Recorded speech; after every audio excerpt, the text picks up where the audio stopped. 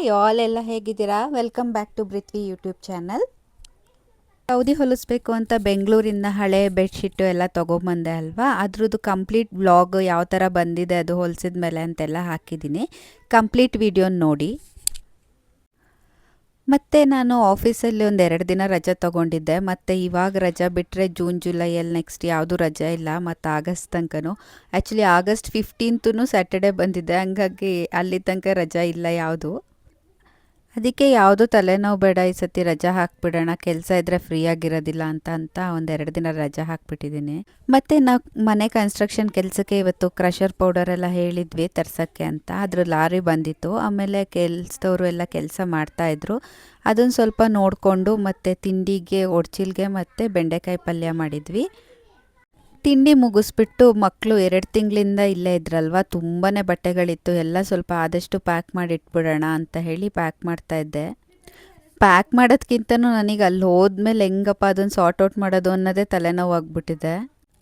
ಬೆಂಗಳೂರಿಗೆ ಹೋಗಿದ ತಕ್ಷಣದಿಂದನೇ ಮಕ್ಕಳನ್ನೆಲ್ಲ ಸ್ಕೂಲಿಗೆ ಕಳಿಸ್ಬೇಕು, ಮತ್ತು ನನಗೂ ಆಫೀಸ್ಗೆ ಹೋಗೋದಿರುತ್ತೆ. ವೀಕೆಂಡು ಇಲ್ಲಿಂದ ಹೋಗೋದಿದ್ರೆ ನೆಕ್ಸ್ಟ್ ವೀಕೆಂಡ್ ಬರೋ ತನಕನೂ ಕಾಯಬೇಕು ಇದನ್ನೆಲ್ಲ ಮಾಡೋದಕ್ಕೆ. ನನ್ನ ಚಿಕ್ಕ ಮಗಳೂ ಫಸ್ಟ್ ಸ್ಟ್ಯಾಂಡರ್ಡ್ಗೆ ಅಡ್ಮಿಷನ್ ಮಾಡಿರೋದ್ರಿಂದ ಇಬ್ಬರಿಗೂ ಸೇಮ್ ಟೈಮ್ ಆಗುತ್ತೆ. ಇವಾಗ ಇಬ್ಬರೂ 8:45 ಅಷ್ಟರಲ್ಲಿ ಸ್ಕೂಲಿಗೆ ಕಳಿಸ್ಬಿಡ್ಬೇಕು.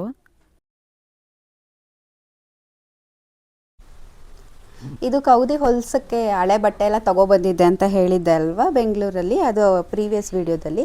ಅದು ನೋಡಿ ಕೌದಿ ಹೊಲಿಸಿರೋದು ಎಷ್ಟಾಗಿದೆ, 1 2 3 4 ಇನ್ನೆರಡು ಆಗಿದೆ, 6 ಕೌದಿ ಆಗಿದೆ. ಇದಕ್ಕೆ ಎಷ್ಟು ಹಾಕ್ಸಿದೀವಮ್ಮ? ಇದಕ್ಕೆ ಸೀರೆಗೆ ಒಂದು ಅರ್ಧೋಗಿರೋದ್ ಕೌದಿ ಇತ್ತಲ್ಲ, ಅದು ಅದ್ರ ಜೊತೆಗೆ 4 ಸೀರೆ ಕೊಟ್ರೆ ಈ ತರ ನೀಟಾಗಿ ಹೊಲ್ಕೊಡ್ತಾರೆ. ಆಮೇಲೆ ಬೆಡ್ಗಳು ಏನಾದ್ರು ಹಾಳಾಗಿದ್ರೆ ಇದನ್ನ ನೀಟಾಗಿ ಈ ತರ ಇರೋ ಸೀರೆಗಳು ಕೊಟ್ರೆ ಯೂಸ್ ಮಾಡಲ್ಲ ನಾವು, ಇನ್ನು ಆ ಸೀರೆ ಉಟ್ಕೊಳ್ಳೋದೇ ಇಲ್ಲ.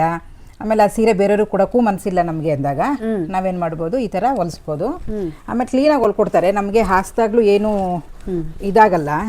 ಇದು ನೋಡಿ, ಈ ಥರ ನೀಟಾಗಿ ಒಂದ್ರ ಪಕ್ಕನೇ ಒಂದು ಹೊಲಿಗೆ ಹೋಗಿರುತ್ತೆ. ನಾವು ಮುಂಚೆ ಎಲ್ಲ ಕೈಯಲ್ಲಿ ಹೊಲಿಬೇಕಾದ್ರೆ ಥ್ರೆಡ್ಡಲ್ಲಿ ಹೊಲಿದ್ರೆ ಸರಿಯಾಗಿ ಹೋಗ್ತಿರ್ಲಿಲ್ಲ ಅಲ್ವಾ, ಆ ಥರ ಇರಲ್ಲ. ಆಮೇಲೆ ಬಾರ್ಡ್ರೂ ನೀಟಾಗಿ ತುದಿಗೆ ಹಾಕಿ ಈ ಥರ ಮಾಡಿದ್ದಾರೆ. ಹೇಳ್ರಿ. ಅದೇ ರಾಜಸ್ಥಾನಿಯವರೆಲ್ಲ ಹೊಲ್ದು ಕೊಡ್ತಾರಲ್ಲ, ಅವರು ಒಳಗಡೆಗೆ ಹತ್ತಿ ಹಾಕ್ಬಿಟ್ಟು ಹೊಲ್ಕೊಡ್ತಾರೆ. ಆದರೆ ನಾವು ಬಟ್ಟೆನೇ ಹಾಕ್ಸಿರೋದ್ರಿಂದ ಏನಾಗುತ್ತೆ ಅಂದರೆ ಅದೇನು ಸುತ್ಕೊಳ್ಳೋದಾಗಲಿ ಮಾಡೋದಾಗಲಿ ಆಗಲ್ಲ. ನಾವು ಸುಮಾರು ವರ್ಷದಲ್ಲಿ ಕೌದಿ ಹೊಲ್ಸೋದು ಹೇಗೆ ಏನಪ್ಪ ಅಂತ ಹೇಳಿ ಯೋಚನೆ ಮಾಡ್ತಾ ಇದ್ವಿ. ಇತ್ತೀಚೆಗೆ ಗೊತ್ತಾಗ್ತಾ ಇದೆ ಅದರಿಂದ ಎಷ್ಟು ಯೂಸ್ಫುಲ್ ಇದೆ ಅಂತ. ಅದರಲ್ಲೂ ಬೇಸಿಗೆ ಕಾಲದಲ್ಲಂತೂ ಕೌದಿ ಹಾಸ್ಕೊಂಡು ಮಲ್ಕೊಳ್ಳೋದೇ ಚಂದ, ಬೆಡ್ ಮೇಲೆ ಅದು ಕುರ್ಲಾನ್ಗಿಂತನೂ ಎಲ್ಲ ತುಂಬ ಒಳ್ಳೆಯದು. ಇದು ಹಿಂದಿಲಿ ಏನು ಹೇಳ್ತಾರೆ ಅಂತ, ನನಗೆ ರಸೋಯ್ ಅಂತ ಹೇಳ್ತಾರೆ ಹಿಂದಿಲಿ.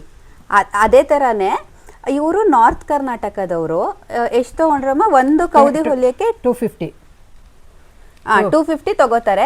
ಇವಾಗ ನಿಮ್ದು ಮಕ್ಳದ ಹಳೆ ಬಟ್ಟೆ ಇರ್ಬೋದು ಅಥವಾ ಇನ್ನು ಯಾವುದೇ ಚಿಕ್ಕ ಪುಟ್ಟ ವೇಸ್ಟ್ ಬಟ್ಟೆ ಕೊಟ್ರು ಅವ್ರು ಅದಕ್ಕೆ ಅಡ್ಜಸ್ಟ್ ಆಗಂಗೆ ಕೊಡ್ತಾರೆ. ನಾವೇ ಬೇಕಾದರೆ ಹಿಂದೆ ಒಂದು ಸೀರೆ ಹಾಕಿದ್ದಾರೆ ಮತ್ತು ಮುಂದೆ ಒಂದು ಸೀರೆ ಹಾಕಿದ್ದಾರೆ. ಟೋಟಲ್ 5 ಸೀರೆ ಅಂದರೆ ಒಂದು ಹಳೆ ಬೆಡ್ಶೀಟು 5 ಸೀರೆ ಹಾಕಿದ್ದಾರೆ. ನಮ್ಗೆ ಎಷ್ಟು ದಪ್ಪ ಬೇಕಾದ್ರೂ ಹೊಲ್ಕೊಡ್ತಾರೆ.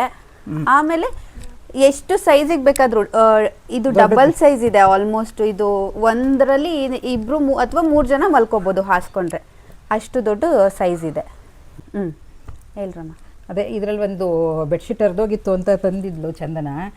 ಅವಾಗ ನಾನೇನು ಮಾಡಿದೆ, ಈ ಸೀರೆ ಗ್ರೀನ್ ಕಲರ್ ತುಂಬ ಚೆನ್ನಾಗಿದೆ, ಒಳಗಡೆದು ಬೆಡ್ಶೀಟ್ ಚೆನ್ನಾಗಿದೆಯಲ್ಲ, ಅದಕ್ಕೋಸ್ಕರ ಸುಮ್ಮನೆ ಏನಕ್ಕೆ ವೇಸ್ಟ್ ಮಾಡೋದು, ಅದು ಸುಮ್ಮನೆ ಇನ್ನು ಅದೇನಿದ್ರೂ ಯೂಸ್ಫುಲ್ಲೇ ಇಲ್ಲ ಅಂತ ಗೊತ್ತಾದಮೇಲೆ ನೋಡೋಣ ಒಂದು ಐಡಿಯಾ ಆಗುತ್ತೆ ತಗೊಂಡು ಬರಪ್ಪ ಅಂತ ಹೇಳಿದ್ದೆ. ಅದು ತಂದಮೇಲೆ ಈ ಥರ ಗ್ರೀನ್ ಸ್ಯಾರಿನೇ ಕೊಟ್ಬಿಟ್ಟು ಹೊಲಿಸಿದ್ವಿ. ಎಷ್ಟು ಚೆನ್ನಾಗಿದೆ ಅಂದರೆ ಮುಟ್ಟಿದರೆ ತುಂಬ ಸ್ಮೂತಾಗಿ ತುಂಬಾ ಚೆನ್ನಾಗಿ ಬಂದಿದೆ. ಬೇಸಿಗೆಗಾಲದಲ್ಲಿ ಚೆನ್ನಾಗಿರುತ್ತೆ. ಇದನ್ನು ಮಕ್ಕಳಿಗೂ ಇನ್ನೇನು ಊರಿಗೆ ಹೊರಡ್ತಾ ಇದ್ರಲ್ಲ ತಗೊಂಡು ಹೋಗ್ಬಿಡ್ಲಿ, ಮಲ್ಕೊಳ್ಳೋಕ್ಕೂ ಚೆನ್ನಾಗಿರುತ್ತೆ. ಆಮೇಲೆ ಅದು ಬೇಡ ವೇಸ್ಟ್ ಬಟ್ಟೆಗಳನ್ನೆಲ್ಲ ಕಟ್ಟಿ ಮೇಲಿಡೋ ಬದಲಿಗೆ ಈ ಥರ ಹೊಲಿಸ್ಕೊಂಡ್ರೆ ಯಾರಾದರೂ ಗೆಸ್ಟ್ ಏನಾದ್ರು ಬಂದರೆ, ರಿಲೇಷನ್ಸ್ ಏನಾದ್ರು ಬಂದರೆ ಇದ್ರ ಮೇಲೆ ಬೇಕಾದ್ರೆ ಒಂದು ಬೆಡ್ ಹಾಕ್ಕೊಂಡ್ರೆ, ಪಿಲ್ಲೋ ಹಾಕ್ಕೊಂಡ್ರೆ ಆರಾಮ್ಸೆ ಮಲಗ್ಬೋದು. ಹಾಸಿಗೆಗಿಂತ ಇದು ಬೆಟರ್ ಅಂತ ಹೇಳ್ಬೋದು. ಒಂದು ಪಿಲ್ಲ ಹಾಕ್ಕೊಂಡ್ರೆ ಮಕ್ಕಳು ಕೂಡ ಮಡಿಸಿಡೋದು, ಎತ್ತಿಟ್ಕೋಬೋದು, ಈ ಥರ ಎಲ್ಲ ಮಾಡ್ಬೋದು ಅಂತ ಹೇಳಿ ಈ ಪ್ಲ್ಯಾನ್ ಮಾಡಿ ಹೊಲಿಸಿದ್ವಿ. ಇದು ನಾವು ಎಷ್ಟನೇದು ಹೊಲಿಸ್ತಿರೋದು ಅಂತ ಗೊತ್ತಿಲ್ಲ, ಒಂದು 30ನೇದ 35 ಆಗಿದೆ. ಆಮೇಲೆ ಚೆನ್ನಾಗಿದೆ ಅಂತ ಅಂದ್ಬಿಟ್ಟು ಕೆಲವರು 1-2 ಇಸ್ಕೊಂಡು ಹೋಗಿದ್ದಾರೆ. ಆಮೇಲೆ ಅವರು ಸೀರೆ ತಂದು ಕೊಡ್ತೀವಿ ಹೊಲ್ಸಿ ಅಂತ ಹೇಳಿದ್ದಾರೆ. ಆದರೆ ಈಗ ಪ್ರತಿ ಊರಿಗೂ ಬರ್ತಾ ಇದ್ದಾರೆ ಅವರು ಹೊಲ್ಕೊಡೋರು. ಮೊದಲು ಸಿಗ್ತಾ ಇರಲಿಲ್ಲ, ಈಗ ಪ್ರತಿ ಊರಿಗೂ ಬರ್ತಾ ಇರೋದ್ರಿಂದ ಈ ಥರ ಹೊಲ್ಸೋದ್ರಿಂದ ನಮಗೆ ಯಾವುದು ತುಂಬ ಇಷ್ಟ ಆಗಿದೆ ಅದನ್ನೆಲ್ಲ ಇಟ್ಕೋಬೋದು. ಇದು ನೋಡಿ ನಿಜವಾಗ್ಲೂ ಬೆಡ್ಶೀಟ್ ಥರನೇ ಕಾಣ್ತಾ ಇದೆ. ಹಾಸ್ಕೊಳಕ್ಕೆಲ್ಲ ಮಲ್ಕೊಳಕ್ಕೆಲ್ಲ ತುಂಬಾನೇ ಚೆನ್ನಾಗಿದೆ. ಆಮೇಲೆ ಹೊಚ್ಕೊಳಕ್ಕೂ ಹೊಚ್ಕೋಬಹುದು. ಏನಾದ್ರೂ ಹಳೆ ವೇಸ್ಟ್ ಬೆಡ್ ಎಲ್ಲ ಇತ್ತು ಅಂದ್ರೆ ಅದ್ರೊಳಗಡೆ ಹಾಕ್ಬಿಟ್ಟು ಈ ತರ ಈ ಸ್ಯಾರಿಗಲ್ಲ, ಈ ತರ ಕಾಟನ್ ಸ್ಯಾರಿಗೆ ಹಾಕೊಂಡ್ರೆ ಇದನ್ನ ಹೊಚ್ಕೊಳಕ್ಕೂ ಚೆನ್ನಾಗಿರುತ್ತೆ. ತುಂಬಾ ಬೆಚ್ಚಗಾಗುತ್ತೆ. ಆಮೇಲೆ ಇದು ಕಂಬಳಿ ತರ, ಮುಂಚೆ ಕಂಬಳಿ ಅಂತ ಯೂಸ್ ಮಾಡ್ತಿದ್ವಿ, ಆ ತರ ಇರುತ್ತೆ. ವೇಸ್ಟ್ ಮಾಡ್ದಂಗೆ ಈ ತರ ಮಾಡ್ಕೋಬಹುದು. ಇದು ಐಡಿಯಾ ಇಷ್ಟ ಆಗಿದೆ ಅನ್ಕೊಂತೀನಿ. ಯಾರಿಗಾರು ಇಷ್ಟ ಆಗಿದ್ರೆ ಲೈಕ್ ಮಾಡಿ, ಶೇರ್ ಮಾಡಿ, ಕಮೆಂಟ್ ಮಾಡಿ. ಯಾರಿಗಾರು ಡೀಟೇಲ್ಸ್ ಬೇಕು ಅಂತ ಹೇಳಿದ್ರೆ ಪಿಂಗ್ ಮಾಡಿ. ಇದೊಂದು ಯಾಕೆಂದ್ರೆ ಇದು ಹೆಂಗಿದೆ ಅಂತ ಗೊತ್ತಿಲ್ಲ, ಟೇಸ್ಟು ಆಮೇಲೆ ಏನು ಸಿಗುತ್ತೆ ಅಂತ ಗೊತ್ತಿಲ್ಲ. ಆಮೇಲೆ ಇದು ಎಕ್ಸ್ಪೀರಿಯನ್ಸ್, ಅದಕ್ಕೆ 3 ತಗೊಂಡು ಬಂದಿದ್ದೀನಿ. ಇದೇನು ತರ್ಲಿಲ್ವಾ ಬೇರೆದು? ದಾರ ತಂದಿದ್ದೀನಿ, ಬಟ್ಟೆ ಹೊಲಿಯೋ ದಾರ. ಆಮೇಲೆ ಅದಲ್ಲ ಕಣೋ, ಜಾಮೂನ್ ಅಂತದೇನು ತರ್ಲಿಲ್ವಾ? ಮತ್ತು ಈ ಹಾಸಿಗೆನ ತೆಗೆದ್ಬಿಟ್ಟು ಅದರಲ್ಲಿ ಪಿಲ್ಲೋಸ್ ಮಾಡೋಣ ಅಂತ ಹೇಳಿಬಿಟ್ಟು, ಅದು ಬೂರ್ಗದ ಮರದ ಹತ್ತಿ ಅಂತೆ, ಅದೆಲ್ಲ ತುಂಬ ಗಟ್ಟಿ ಗಟ್ಟಿ ಆಗಿಬಿಟ್ಟಿತ್ತು. ಮತ್ತು ಹಾಸಿಗೆ ಹೊಲಿಯೋರು ಕರೆಕ್ಟಾಗಿ ಹೊಲಿದಿರಲಿಲ್ಲ ಆವಾಗ, ನೀಟಾಗಿ ಸಪ್ರೇಟ್ ಮಾಡಿ. ಅದರಲ್ಲಿ ಮಲ್ಕೊಂಡ್ರೆ ಬ್ಯಾಕ್ ಪೇನ್ ಬರ್ತಿತ್ತು. ಹಂಗಾಗಿ ಎಲ್ಲನೂ ನಾನು ಅಮ್ಮ ಮಕ್ಕಳೆಲ್ಲ ಕೂತ್ಕೊಂಡು ಅದನ್ನೆಲ್ಲ ಬಿಡಿಸಿ ಒಂದು ಚೀಲಗಳಿಗೆ ತುಂಬ್ಕೊತಾ ಇದ್ವಿ. ಹೊಸ ಮನೆಗೆ ಹೋದ್ಮೇಲೆ ಅಲ್ಲಿಗೆ ಕಾಟ್ ಮಾಡಿಸೋಣ ಅಂತ ಅಂದ್ಕೊಂಡಿದ್ವಿ. ಹಂಗಾಗಿ ಯಾವುದೆಲ್ಲ ಏನಾದ್ರು ಆಲ್ಟರ್ ಮಾಡ್ಕೊಳ್ಳೋದಿದ್ರೆ ಇಲ್ಲೇ ಮಾಡ್ಕೊಂಬಿಡೋಣ ಅಂತ ಇದನ್ನೆಲ್ಲ ರೆಡಿ ಮಾಡ್ಕೊಂಡಿದ್ದು. ಬೆಂಗಳೂರಲ್ಲಿ ಮಾಲ್ಟ್ ಕುಡ್ದಿರ್ತೀನಲ್ಲ, ಬೇಗ ಹಶ್ವಾಗ್ಬಿಡುತ್ತೆ. ಮತ್ತು ಊರಲ್ಲಿ ತಿಂಡಿ ತಿಂದಿರೋದ್ರಿಂದ ಇಲ್ಲಿ ನನಗೆ ಬೇಗ ಹಶ್ವೆ ಆಗೋದಿಲ್ಲ. 1 o'clock 2 o'clock ಆದ್ರೂ ಹಶ್ವೆ ಆಗ್ತಿರೋದಿಲ್ಲ. ಹೇಳಿ ಪಪ್ಪ, ಅದು ಯಾವತ್ತಿದು ಅಂತ? ಇದು ಬೂರ್ಗದ ಮರದ್ದು. ಬೂರ್ಗದ ಮರ ಅಂದರೆ ಮುಳ್ಳುಂಗೆ ದೊಡ್ಡ ಮರ ಇರುತ್ತೆ. ಅದು ಹಿಂದಿನ ಕಾಲದಲ್ಲಿ ಹಾಸಿಗೆಗೆ ಹತ್ತಿ ಇರಲಿಲ್ಲ. ಅದು ಕಾಯನ್ನು ಕಾಯಿ ಒಳಗೆ ಹತ್ತಿ ಇದನ್ನು ತೆಗೆದು ಅದನ್ನು ನಾವು ಸ್ವಂತ ಈ ಥರ ಮಾಡಿ ಹಾಸಿಗೆನ ಮಾಡ್ಕೊತಾ ಇದ್ವಿ. ಕಾಯಿ ಒಂದಿಷ್ಟು ದಪ್ಪ ಬರುತ್ತೆ ಅಷ್ಟೇ. 3 ಭಾಗದಲ್ಲಿ ಹತ್ತಿ ಬರುತ್ತೆ, ಬೀಜ ಹತ್ತಿ. ಅದನ್ನು ತೆಗೆದು ಹೀಗೆ ಮಾಡಿ ಹತ್ತಿ ಮಾಡೋದು.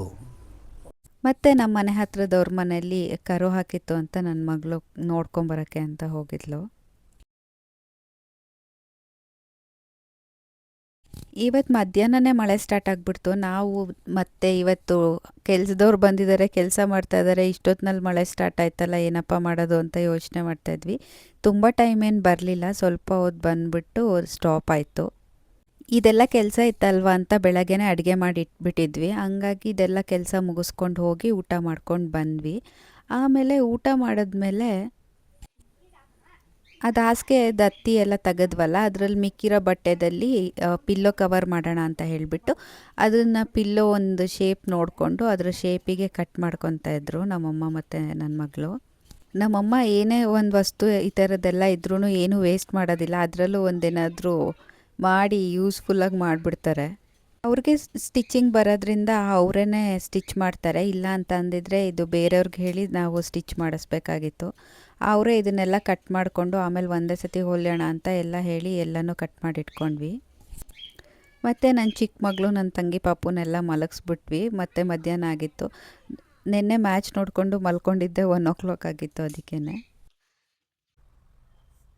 ಆವಾಗಲೇ ಕಟ್ ಮಾಡ್ಕೊಂಡ್ವಲ್ವ ಹಾಸಿಗೆ ಮಿಕ್ಕಿದ ಬಟ್ಟೆಲಿ ಈ ಥರ 9 ಪಿಲ್ಲೋ ಕವರ್ ಅದು ಬಟ್ಟೆ ಆಗಿದೆ. ಇದನ್ನು ನಾವು ಸ್ಟಿಚ್ ಮಾಡ್ಕೊಂಡಿದ್ದೀವಿ ಮಿಷಿನಲ್ಲಿ. ಅದು ಈ ಥರ ಕಾಣಿಸುತ್ತೆ ನೋಡಿ. ಈ ಥರ ಸ್ಟಿಚ್ ಮಾಡಿಕೊಂಡು ಪಿಲ್ಲೋ ಕವರ್ ಥರ ಆಗಿದೆ. ಇದರೊಳಗಡೆ ನಾವು ಹತ್ತಿ ಹಾಕಿಟ್ಟಿದ್ವಲ್ಲ, ಅದು 3 ಚೀಲ ಆಗಿತ್ತು ಹತ್ತಿ.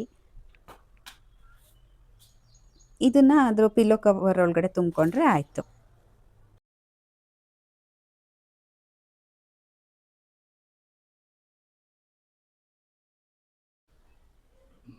ನೋಡಿ, ಈ ಥರ ಪಿಲ್ಲೋಗಳು ರೆಡಿಯಾಗಿದೆ. ಇವಾಗ ಕೆಲಸ ಮಾಡ್ತಾ ಸಂಜೆ ಆಗೋಯ್ತು. ಪಪ್ಪ ಮಸಾಲೆ ಪುರಿ, ಪಾನಿಪುರಿ ಎಲ್ಲ ತಂದಿದ್ರು.